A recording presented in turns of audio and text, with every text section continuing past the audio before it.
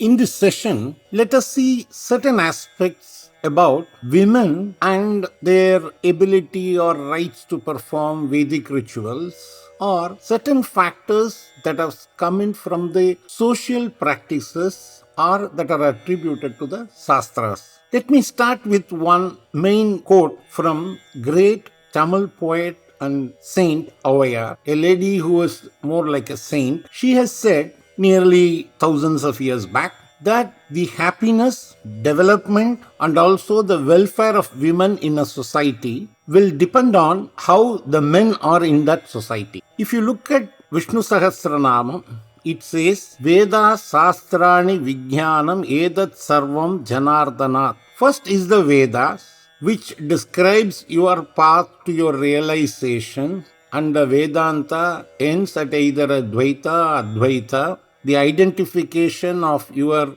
life energy or soul to the ultimate energy, cosmic energy. Then comes Shastras, because all of the entire society, all sections may not be able to learn Vedas. The essence of the Vedas into living has been given through the Shastras. Then for the whole of India, there is not one Shastra. Shastras, sometimes there are fixed Shastras. What you should do during, say, for example, a solar or lunar eclipse. But the procedure of taking a bath and performing certain rituals will vary depending on the geographical location. The Shastras with respect to food and certain other habits will undergo a change. Normally they say every 200 miles or 300 miles, because the language, food, and also the cultural habits will slightly change. What you see in the past is the sages, siddhas have given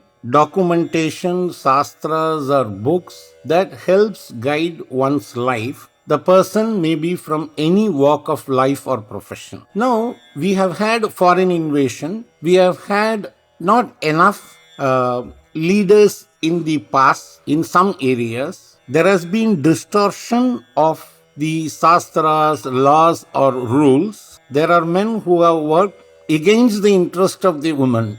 So first let us see, can women perform religious rites? Normally a man cannot perform certain yajna, pujas without his wife. The wife can freely take up certain practices, upavas, with the permission of her husband and in-laws, because it should not affect the practical working of the home. If you see Apastamba Sutra, I was surprised to see, as my friends also pointed out this, that a daughter can perform the last rites for her parents. A Pandit from Maharashtra explained to me that during the foreign invasion and men are required to go to the war with the enemy, men would leave the village, leaving limited amount of men to defend the village. So if a death occurs, it became customary for the daughter to perform the last rites of the parents. He says this has been going on for nearly 400 years. But if you look at the past, I was referring to a Raja Yoga book at the hint from a friend. That book was published in the early 20th century, something like 1918 or 20. It refers to a Raja Yoga book published somewhere in the end of 18th century, somewhere around 1784. The Raja Yoga book gives a yogic posture. If a lady follows that yogic posture for, say, something like 3-4 months, she can control and stop her menstrual cycle. Why this was done, as per the book, is they come to a middle age and they want to pursue their spiritual practices.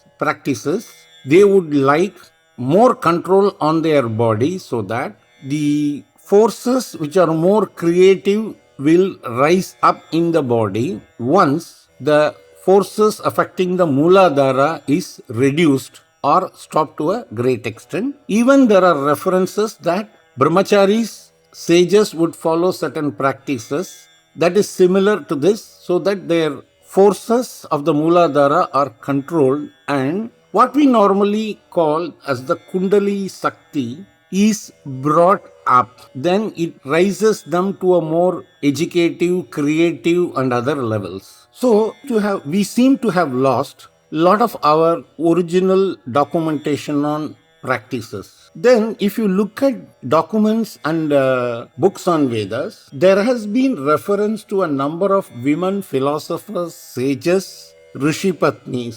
In Rig Veda, there are certain verses which are attributed to a saint lady by name, sage by name Gosha.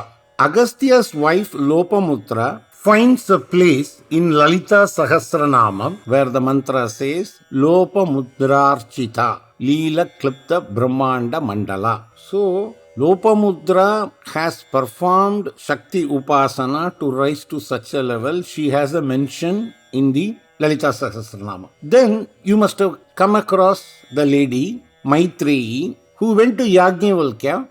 In those days, an unmarried lady cannot be a student, or men would not teach her, more towards social security. Maitreyi married Yajnavalkya with the only condition that Yajnavalkya would teach her the path to the ultimate. Their conversation is what is now the Brihadaranya Upanishad.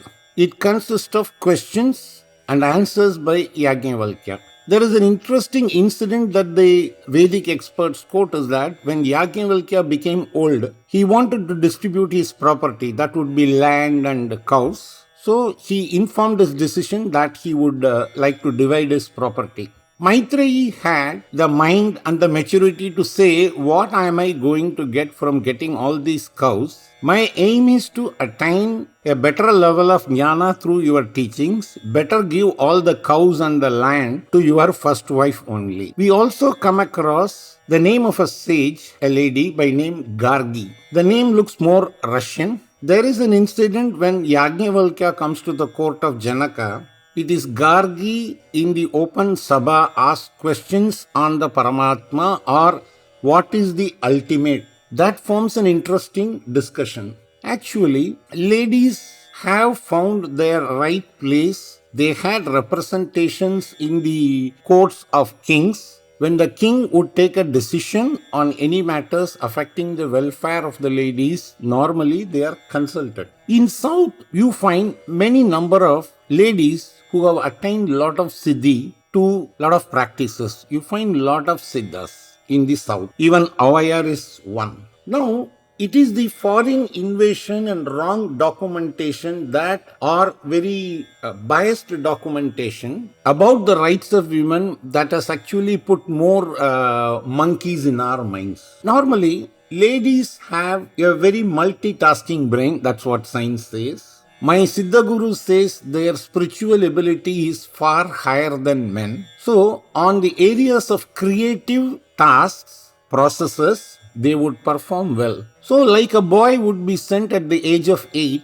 to a Padashala in good old days, the ladies, the girls of that age would be initiated into music. So, the Veda Brahma was for the boys and the Nada Brahma was for the girls. So, this is how they have managed the spiritual path of both the boys and girls in good old days. Can then ladies learn Vedas?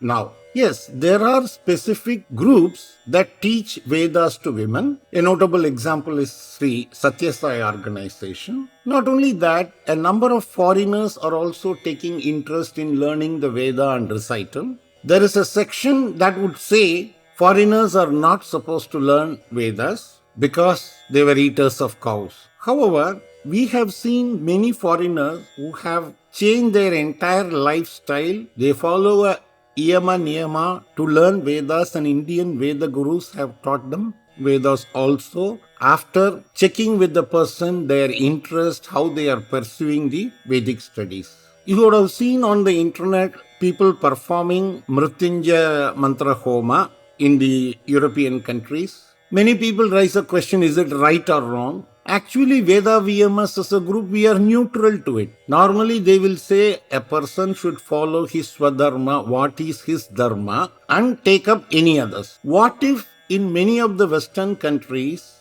people have lost their roots, they have lost faith in their current religious structure or organization, and they are looking for something which they have the freedom to choose and explore. Maybe that is one of the reasons many of the foreigners are drawn towards the Sanatana Dharma. But a view by Kanchi Acharya, Chandrasekhara Swamigal, is that women were restricted from learning Vedas. They would be given a certain part of the mantra to recite as a japa, which would benefit them. This is normally after the age of 45 or 50. A lady was reciting something. He asked her, "What is that you are reciting?" The lady said, "I regularly recite Vishnu Sahasranama." He said, Vishnu Sahasranamam, the way it is recited, has got lot of Vedic type of intonations. Therefore, he requested that lady, in fact, if you learn Lalita Sahasranamam and recite, it would be quite ideal and give the right vibration for you. He also said that the past restrictions were always looking at the women's birth cycle could, or the function of the uterus could be affected due to continuous recital of the Veda mantras. But in recent times, nobody has done any study. So it is, he said it is better to play safe, because when you utter a Veda mantra or an important Bija mantra wrongly, it doesn't affect you immediately. It starts affecting you after a certain point of time when your body can no more take it. That's why this caution is. I would like to take up 2-3 issues which are normally raised, and whether it has got a relation to the Vedas or the Shastras. First, was there widow remarriage? The book by Mr. Vadavur Narayanan quotes a mantra starting as Utirshva Naryabi Jivalokam Katha. The meaning of it says, "O lady, go to a lively world. Don't be sitting near the dead and be ruing about it. Come out, marry the person who likes you, and get married again." It is very clear.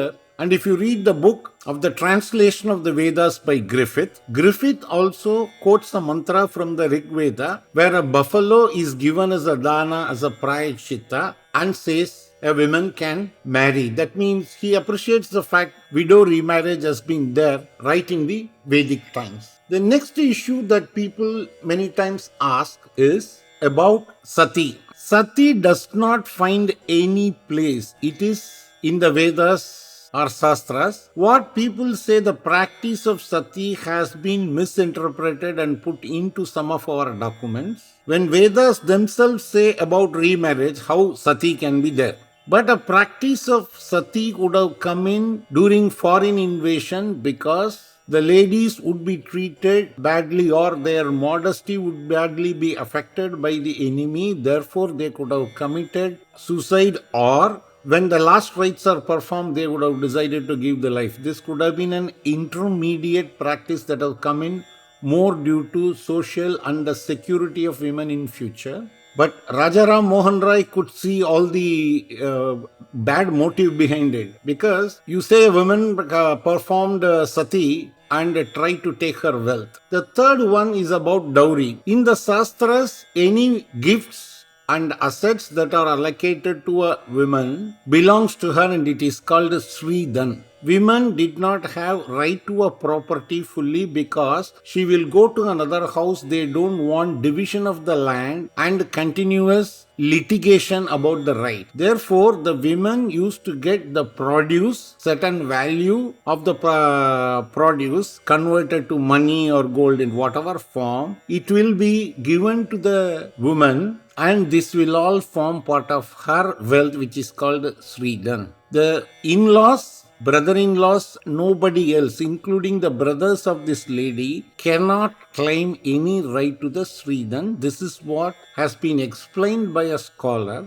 And shamelessly, in modern times, people expect dowry to marry a girl. This is deplorable. So when you look at many of these issues relating to women, they have all been created by vested interest or with selfish motives of few wicked men. So, if anybody is into, we cannot go on long on this subject, because we would like to get into various aspects. Just as an overview, I would request readers who are interested to study more on the Shastras and the background of it written by the scholars. But you have to remember that the Shastras or the code of conduct would undergo a change with the changing times. This is very important. The next recommendation we would give as a group is, please kindly see the YouTube videos given or the interviews given by one Miss Sinu Joseph, who talks about women's menstrual cycle and what are the issues of health, why women were not allowed historically from entering Sabarimala temple and such issues. It has been very educative.